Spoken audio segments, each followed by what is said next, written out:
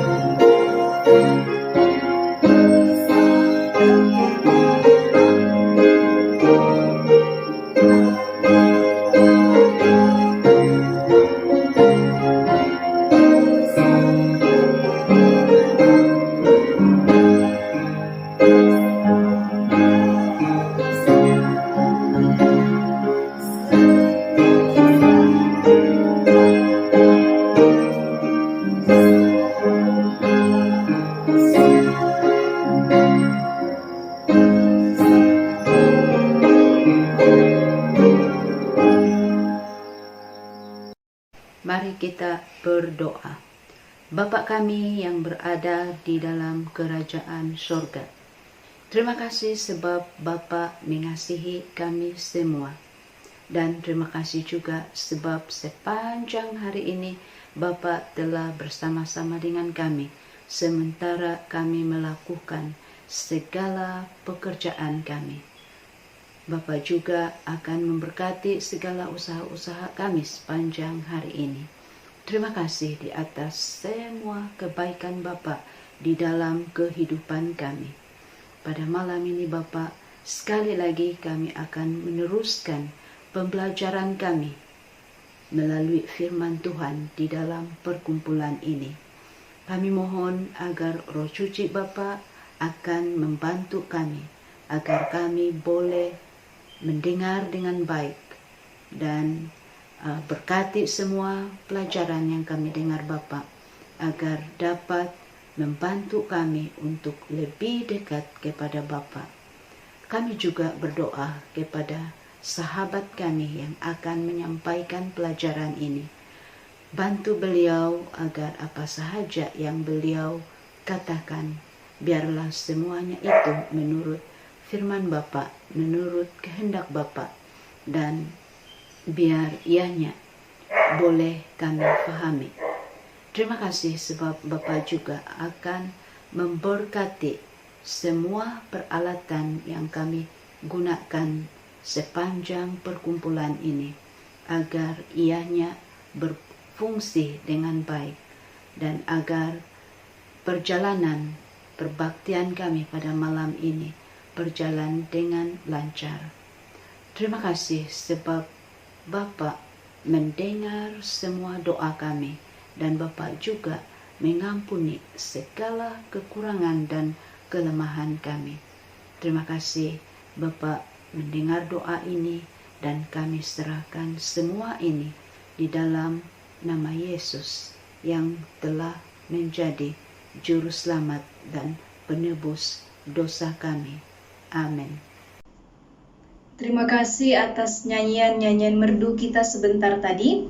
Dan saya ucapkan terima kasih juga kepada petugas-petugas yang telah melayani kita dalam lagu-lagu pujian dan doa pembuka pada sebentar tadi. Jadi pada saat ini saya akan memperkenalkan hamba Tuhan ataupun seorang wanita hebat yang merupakan pembicara kita pada malam ini. Nama diberi Pinia Jimmy. Jawatan beliau di gereja sekarang ialah sebagai setiausaha gereja, pemimpin, dan guru di sekolah sahabat kanak-kanak. Beliau seorang yang aktif dalam pelayanan wanita dan pelayanan kanak-kanak. Beliau suka untuk mengikuti seminar-seminar dan persijilan yang dianjurkan oleh gereja kita, yaitu gereja Seventh-day Adventist. Dahulunya beliau seorang kaki tangan kerajaan, merupakan penjawat awam, dan kini beliau telah bersara dari jabatan ataupun kerjaya kerajaan dan sekarang menumpukan ataupun meluangkan masa lapang dengan berkebun, menanam bunga dan crocheting. Jadi tugasan di luar gereja sekarang ialah sebagai penasihat mahkamah kanak-kanak. Beliau juga merupakan seorang ahli pasukan pelindung kanak-kanak daerah Kota Belut. Luar biasa ya. Jadi sebelum kita mendengarkan khotbah yang akan disampaikan oleh Madam Pinia Jimmy pada malam ini, kita akan menyanyikan lagu tema kita seperti malam-malam yang sebelumnya.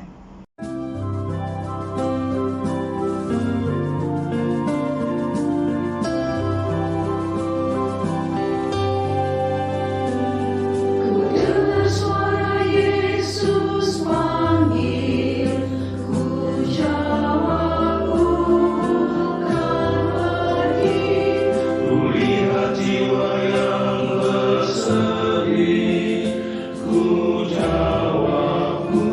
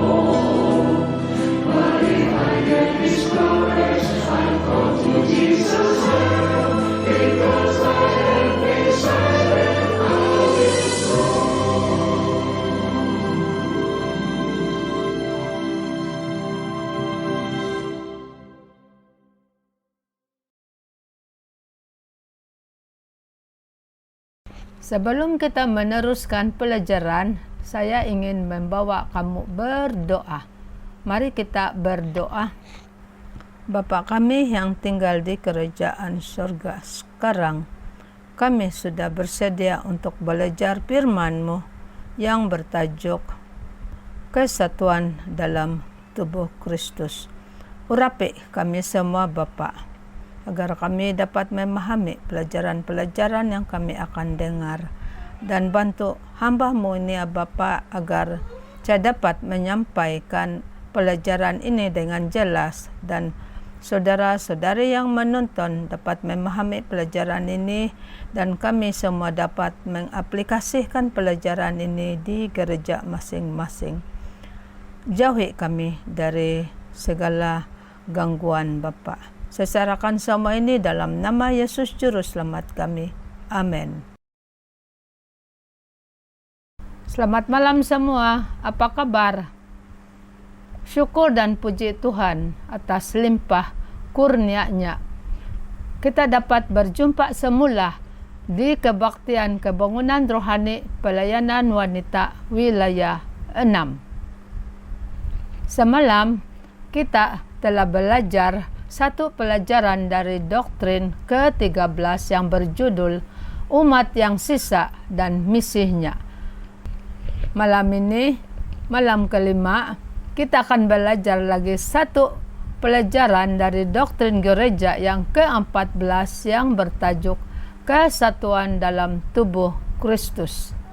Sekarang saya baca petikan dari dasar kepercayaan doktrin ke-14 yang bertajuk Kesatuan dalam Tubuh Kristus. Gereja adalah satu badan dengan banyak anggota yang dipanggil dari setiap bangsa, suku, bahasa, dan kaum. Di dalam Kristus ini, kitalah ciptaan baru. Perbedaan bangsa, budaya, pendidikan, dan kebangsaan, dan perbedaan antara yang tinggi dan rendah, kaya dan miskin, laki-laki dan perempuan, seharusnya tidak menjadi pemisah di antara kita. Kita semua sama taraf di dalam Kristus. Yang penting, Roh Kudus telah menyatukan kita ke dalam satu persatuan dengan Dia dan dengan sesamanya. Oleh itu, kita harus melayani dan dilayani tanpa berat sebelah atau keraguan-raguan. Melalui ilham Yesus Kristus dalam Alkitab, kita mempunyai kepercayaan dan pengharapan yang sama, dan menjangkau sebagai satu saksi kepada semua. Kesatuan ini berpunca dari penyatuan 3 oknum Tuhan yang telah mengangkat sebagai anak-Nya. Kesimpulan dari petikan kesatuan dalam tubuh Kristus ialah: pertama, gereja adalah satu tubuh yang terdiri dari banyak anggota tubuh dengan fungsinya masing-masing. Kedua, gereja tidak mengenal perbedaan suku, bangsa, bahasa, kaya, miskin, karena satu di dalam Kristus. Ketiga, oleh kerana gereja adalah satu dan bersumber dari Allah, maka gereja memiliki iman, pengharapan yang sama, dan membagi kesaksian yang sama kepada semua orang. Tajuk seterusnya yang kita akan pelajari ialah kesatuan Alkitab dan gereja. Adakah jenis kesatuan yang Yesus inginkan untuk gereja yang dapat dilihat pada hari ini? Bagaimana kesatuan ini berfungsi?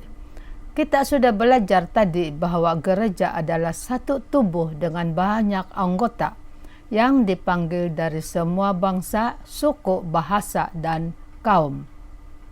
Dalam Yohanes 17 ayat 34 mengatakan, Aku memberikan perintah baru kepada kamu, yaitu supaya kamu saling mengasihi, sama seperti aku telah mengasihi kamu, demikian pula kamu harus saling mengasihi. Maksud ayat yang ke-34 ialah kasih kepada murid-murid haruslah menjadi teladan mengenai kasih di antara mereka. Dalam Yohanes 17 ayat 35 mengatakan, dengan demikian semua orang akan tahu bahwa kamu murid-muridku, yaitu jikalau kamu saling mengasihi. Berarti dunia akan mengenal kita sebagai pengikut Yesus bila mana kita saling mengasihi. Mari kita baca ayat Alkitab yang terdapat dalam Efesus 4 ayat 3. Berusahalah sebaik-baiknya untuk hidup damai, supaya kesatuan yang diberikan oleh Roh Allah tetap terpelihara. Ayat ini menjelaskan bahwa semua umat Tuhan memelihara kesatuan roh, karena kita semua telah dibaptis menjadi satu tubuh.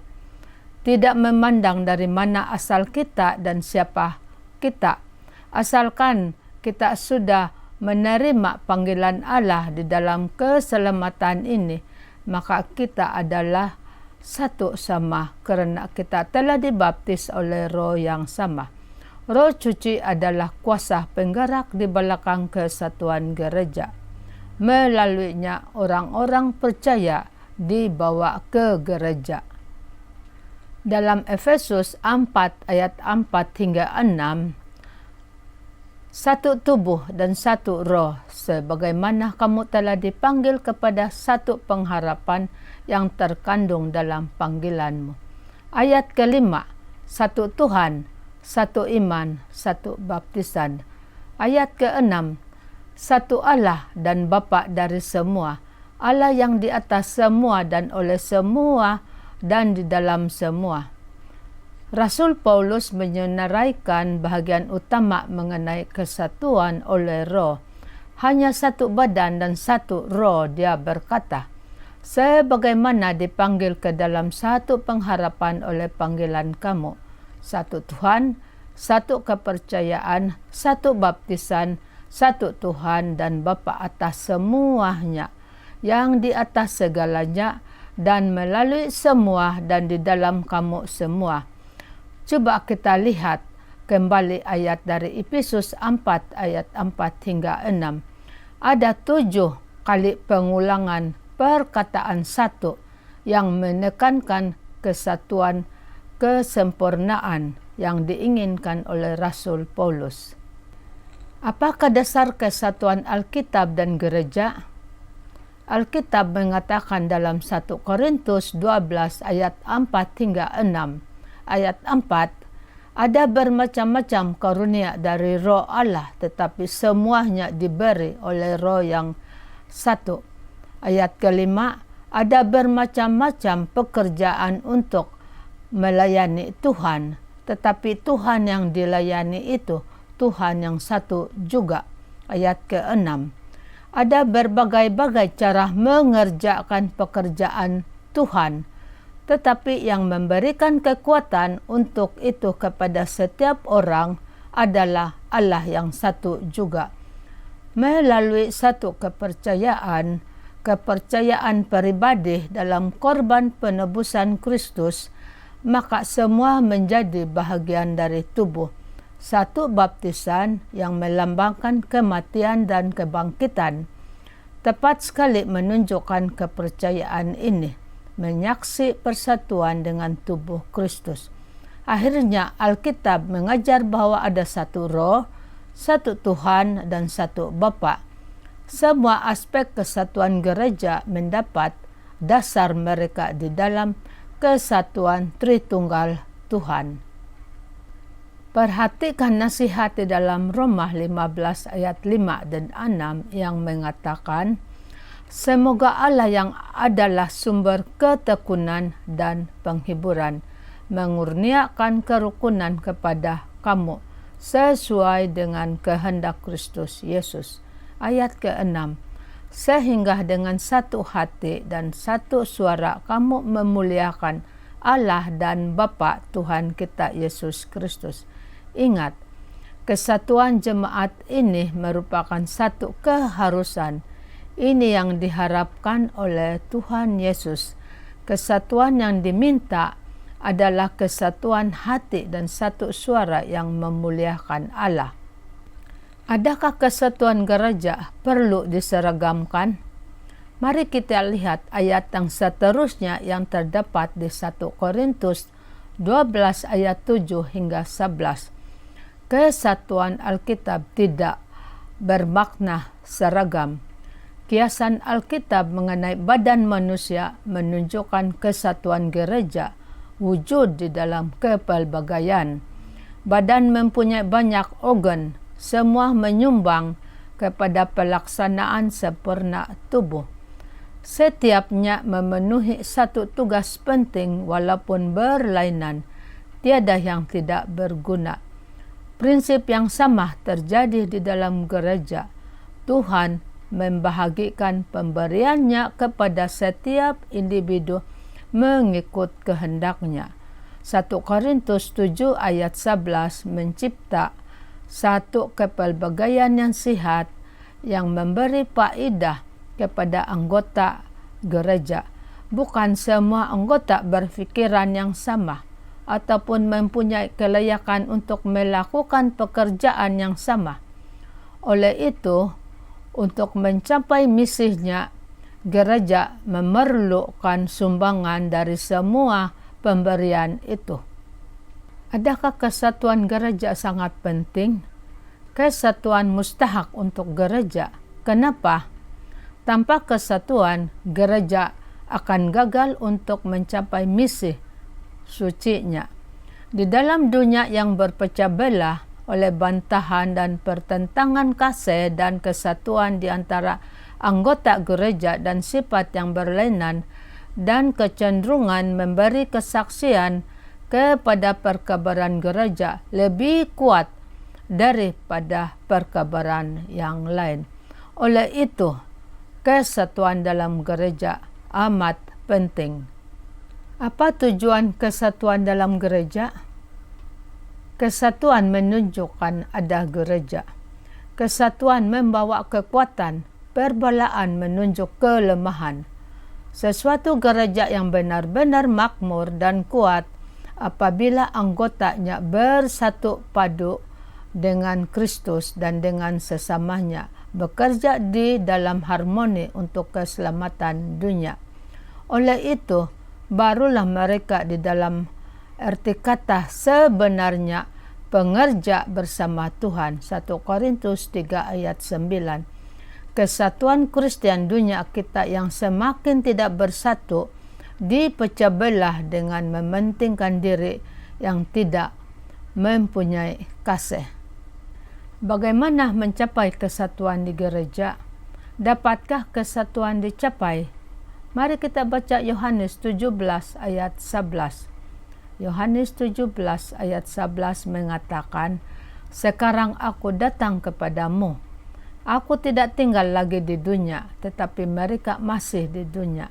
Ya Bapa yang suci, jagalah mereka dengan kekuasaan nama-Mu, nama yang sudah Engkau berikan kepadaku, supaya mereka menjadi satu seperti Engkau dan aku juga satu." Yohanes 17 ayat 22. "Aku memberi mereka kemuliaan yang Engkau berikan kepadaku, supaya mereka menjadi satu seperti Engkau dan aku satu juga." Yohanes 17 ayat 23 mengatakan, "Aku di dalam mereka dan Engkau di dalamku." Mereka bersatu sepenuhnya. Dengan demikian, dunia akan tahu bahwa Engkau sebenarnya telah mengutusku dan Engkau mengasihi mereka sebagaimana Engkau mengasihiku. Bermaksud, Alkitab menunjukkan bahwa kesatuan dapat dicapai oleh kuasa Bapa yang mengekalkan, yaitu terdapat di Yohanes 17 ayat 11. Kemuliaan Bapa diberikan Kristus kepada pengikut-pengikutnya, Yohanes 17 ayat 22. Dan Kristus diam di dalam orang percaya, Yohanes 17 ayat 23. Mari kita hayati ayat dalam Galatia 3 ayat 26 hingga 28. Ayat 26. "Karena kamu percaya kepada Kristus Yesus, maka kamu menjadi anak-anak Allah dan bersatu dengan Kristus Yesus. Ayat 27. Kamu semua telah dibaptis dan disatukan dengan Kristus. Oleh itu, sekarang kamu sudah menerima sifat-sifat Kristus sendiri. Ayat 28. Dalam hal ini tidak ada lagi perbedaan antara orang Yahudi dengan bukan Yahudi, antara abdi dengan orang bebas, antara lelaki dan perempuan. Kamu semua menjadi satu karena Kristus Yesus. Apabila Roh menguasai orang percaya, Dia menolong mereka supaya mengatasi prasangka manusia terhadap kebudayaan, bangsa, jantina, dan kedudukan. Galatia 3:26 tadi memberitahu kita bahwa kesatuan adalah tidak ada lagi perbedaan suku, bangsa, dan bahasa. Mudahkah untuk mencapai tujuan kesatuan gereja? Efesus 4 ayat 11 hingga 13 mengatakan, karunia Roh diberikan kepada jemaat agar jemaat dapat memperlengkapi orang-orang kudus bagi pelayanan dan mencapai kesatuan iman dan pengetahuan yang benar tentang anak Allah dan pertumbuhan di dalam kepenuhan Kristus. Apabila Kristus memulakan pekerjaan pengantaraannya pada sisi Bapaknya di sorga, Dia memastikan bahwa tujuan untuk menyatu padukan umatnya bukan hanya satu hayalan sahaja. Melalui Roh Suci, Dia memberi pemberian-pemberian istimewa yang bertujuan untuk mendirikan kesatuan kepercayaan di kalangan orang. Pemberian ini diberi kepada gereja untuk melengkapkan orang saleh bagi pekerjaan pelayanan untuk meneguhkan kepercayaan badan Kristus, sehingga kita sampai kepada kesatuan kepercayaan dan pengetahuan mengenai anak Bapa. Kita menjadi dewasa, mencapai kesempurnaan kedewasaan Kristus. Apakah dasar kesatuan? Persahabatan, pemberian rohani, dan kasih semuanya penting, tetapi kepenuhannya datang melalui Dia yang berkata, Aku adalah jalan, kebenaran, dan kehidupan. Yohanes 14 ayat 6. Untuk mengalami kesatuan, orang percaya haruslah menerima cahaya sebagaimana ia bersinar dari sabda. Oleh itu, firman Tuhan adalah dasar kesatuan di dalam jemaat. Dalam Yohanes 13 ayat 34 hingga 35. Ayat 34, inilah perintah baru yang kuberikan kepadamu, kasihilah sesama lain, sebagaimana aku telah mengasihimu, kasihilah sesama sendiri. Ayat ini, Yesus memerintahkan murid-muridnya untuk saling mengasihi. Kasih Yesus kepada murid-muridnya harus menjadi teladan mengenai kasih di antara mereka. Ayat 35, daripada sikapmu yang saling mengasihi itu, semua yang akan tahu bahwa kamu muridku. Dalam ayat yang kita baru baca tadi memberitahu kita bahwa dunia akan mengenal kita sebagai pengikut Yesus bila mana kita saling mengasihi. Bagaimana mencapai kesatuan? Kasihilah sesama sebagaimana aku telah mengasihi kamu. Untuk mencapai kesatuan, Kristus meminta jemaat untuk saling mengasihi sebagai bukti bahwa mereka mengasihi Tuhan. Yohanes 15 ayat 12. Seperti manusia, gereja dicipta dalam image Tuhan. Sebagaimana setiap ahli oknum ketuhanan mempunyai kasih untuk yang lain, begitu juga anggota gereja akan mengasihi sesamanya. Kristus telah memerintah orang percaya untuk menunjukkan kasih mereka kepada Tuhan dengan mengasihi orang lain seperti diri mereka sendiri. Matius 22 ayat 39. Kematian Kristus akan menarik semua orang kepadanya sehingga semua menjadi satu di dalam Kristus. Yohanes 12 ayat 32. Pada salib, kita sadari bahwa dia mati bukan untuk kita sahaja, tetapi untuk setiap orang di dunia. Ini berarti dia mengasihi semua jenis manusia, bangsa, warna, dan darjat. Dia mengasihi setiapnya sama rata tanpa menghirau perbedaan mereka. Kesatuan gereja mengambil tempat salib hanya apabila kita sadar bahwa kita tidak dapat dan tidak boleh mengasihi seperti Yesus. Ketika itulah kita mengaku keperluan mengenai kehadirannya yang berterusan dan percaya padanya apabila dia berkata, tanpa aku, kamu tidak dapat berbuat apa-apa. Yohanes 15 ayat 5. Maksud ayat tadi, di luar Yesus jemaat tidak akan berhasil mencapai kesatuan karena di luar Kristus tidak dapat berbuat apa-apa. Buku doktrin yang ke-14 memberi beberapa tips atau langkah-langkah menuju kesatuan. Apakah langkah-langkah menuju kesatuan? Kesatuan tidak datang secara otomatis. Orang percaya mesti mengikuti langkah-langkah untuk memperolehinya. Langkah pertama bagaimana ada kesatuan dalam jemaat atau gereja ialah terdapat di Efesus 5 ayat 22 hingga 28. Di situ dikatakan jemaat akan bersatu kalau keluarga di dalam jemaat bersatu.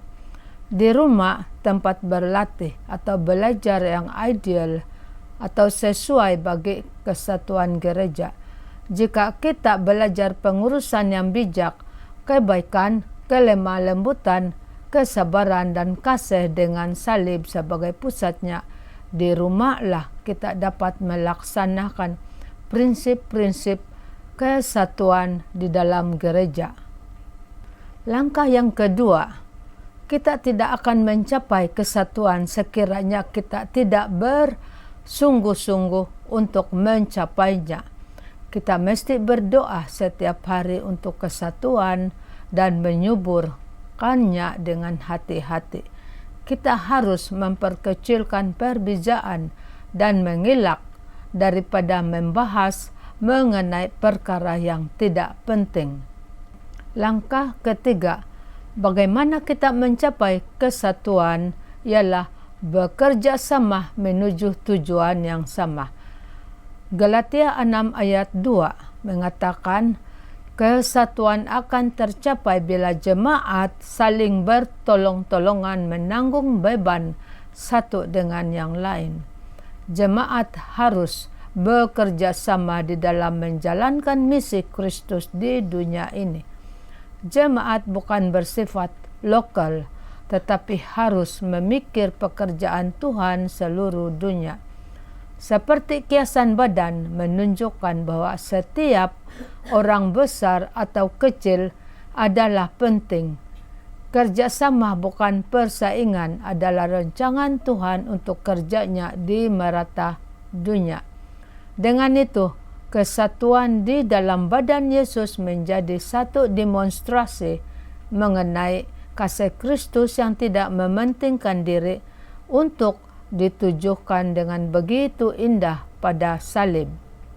Langkah keempat bagaimana supaya kesatuan itu boleh terjaga dalam gereja ialah sikap-sikap yang mementingkan diri, kesombongan, percaya pada diri sendiri, menganggap diri sendiri tinggi, prasangka, mengkritik dan mencari salah di antara orang percaya, menambah kepada perpecahan di dalam gereja. Yakobus 2 ayat 9, jemaat itu tidak boleh memandang muka kerana Allah tidak pernah memandang muka. Oleh kerana Allah tidak berat sebelah, Kisah 10 ayat 34, kita tidak harus beri muka kepada anggota gereja tertentu lebih-lebih daripada yang lain oleh kerana kedudukan, kekayaan, dan kemampuan. Kita boleh menghormati mereka, tetapi kita tidak seharusnya memandangkan mereka lebih bernilai kepada Bapa kita di sorga daripada anak Tuhan yang terendah. Langkah seterusnya, kesatuan itu boleh terjaga kalau gereja mempunyai misi yang jelas. Apakah misi yang jelas dari gereja? Wahyu 14 ayat 6 mengatakan, Injil kerajaan ini harus diberitakan kepada semua bangsa, suku, bahasa, dan kaum, dan ini penggenapan ayat dari Matius 28. Sebagaimana Tuhan kita, anak manusia menjadi abang kita. Dengan itu kita dipanggil sebagai pengikut-pengikut Yesus Kristus untuk bersatu dalam misi, menjangkau semua bangsa, suku, bahasa, dan kaum. Yang terakhir, bagaimana gereja harus bersatu atau boleh bersatu, maka Alkitab harus dipegang. Melalui doa yang berterusan, kita harus mencari bimbingan roh yang memimpin kepada persatuan. Berjalan di dalam roh menghasilkan buah-buah roh. Buah roh kasih, kegembiraan, kedamaian, kesabaran, baik hati, kebaikan, kesetiaan, kelemah lembutan, dan pengurusan diri. Galatia 5 ayat 22 dan 23. Buah-buah roh akan menolong jemaat untuk tetap terikat satu sama lain. Saudara-saudari, kita telah mempelajari bahwa Roh Kudus telah memberi jemaatnya berbagai-bagai karunia untuk menolong jemaat agar lebih efektif di dalam membangun persatuan dan mengembangkan pekerjaan Yesus dan misinya di dunia ini, yakni memberitakan Injil ke seluruh dunia. Jemaat dinasihatkan agar kesatuan tersebut dibuktikan dengan saling mengasihi, bekerja sama, dan bertumbuh di dalam pengenalan akan Allah. Oleh itu, Allah menginginkan jemaatnya bersatu dengan saling mengasihi satu dengan yang lain, sama seperti ketiga oknum kealaan adalah satu. Kesimpulannya, semakin bersatu jemaat itu, maka pekerjaan Tuhan akan semakin efektif untuk dikembangkan. Selaras dengan tema gereja, I will go. Mari kita bersatu untuk memberitakan Injil Tuhan ke seluruh dunia. Tuhan memberkati. Amin kepada pelajaran kita sebentar tadi. Saya percaya yang setiap satu kita telah dibangunkan secara rohani kerana Roh Kudus telah menyertai kita sepanjang kita mendengarkan pelajaran ataupun khotbah tadi. Jadi seperti mana yang kita ketahui, walaupun dalam pandangan kita secara manusia, kita melihat ada perbezaan di antara kita dari segi bidang pekerjaan, taraf ekonomi, tahap sosial, dan lain-lain. Namun di dalam tubuh Kristus kita dapat bersatu di dalamnya, dan seterusnya kita dapat menuntut janji-janji Tuhan. Kita akan dijama dengan satu lagu istimewa yang disampaikan oleh kumpulan Minangkop Ladies Chorus dengan tajuk lagu Lift Up Your Heart. Dan sebaik sahaja kita mendengarkan lagu istimewa ini, kita akan dipimpin dengan doa penutup oleh pembicara kita pada hari ini, iaitu Madam Pinia Jimmy.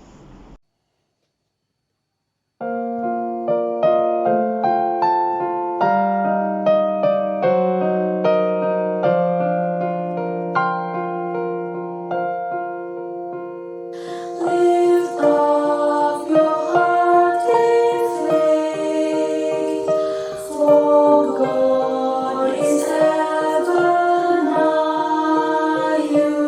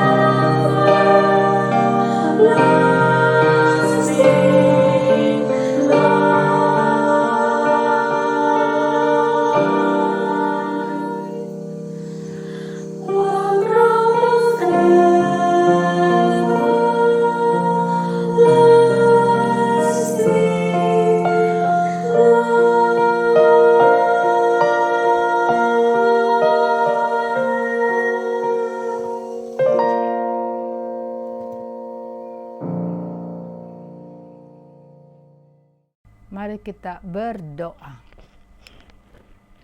Ya Bapa yang tinggal di kerajaan sorga, kami memanjat pujian sekali lagi atas berkat-berkat dan penjagaan kami sepanjang masa kebaktian tadi. Terima kasih. Pelajaran yang singkat tentang doktrin ke-14, kesatuan dalam tubuh Kristus dan gereja. Tuhan, ikatkan kami dengan roh-Mu dan kasih-Mu. Berkati kurnia-kurnia dan pemberian-pemberian istimewa yang Tuhan telah berikan kepada setiap kami, agar kami dapat gunakan untuk memuliakan nama-Mu. Kami percaya dan bersyukur bahwa malaikat-Mu dan Roh Suci-Mu akan terus menjaga kami semua dalam istirahat kami pada malam ini, agar kami semua dengan izin oleh Bapa dapat bangun esok dengan sihat dan gembira, dan kami dapat sambung semula belajar firman-Mu pada malam esok. Terima kasih Yesus kerana mendengar doa ini dan menjawab mengikut kehendak-Mu. Saya serahkan semua ini dalam nama Yesus Juru Selamat kami. Amin. Amin kepada lagu istimewa dan doa sebentar tadi. Jadi pada saat ini kita telah pun berada di penghujung KKU online kita untuk hari ini. Dan jangan lupa untuk mengikuti KKU kita untuk hari-hari seterusnya, untuk mempersiapkan hati dan keimanan kita, sementara kita menunggu kedatangan Yesus yang kedua kali. Jadi saya ucapkan selamat malam kepada setiap satu kita di sini dan stay safe.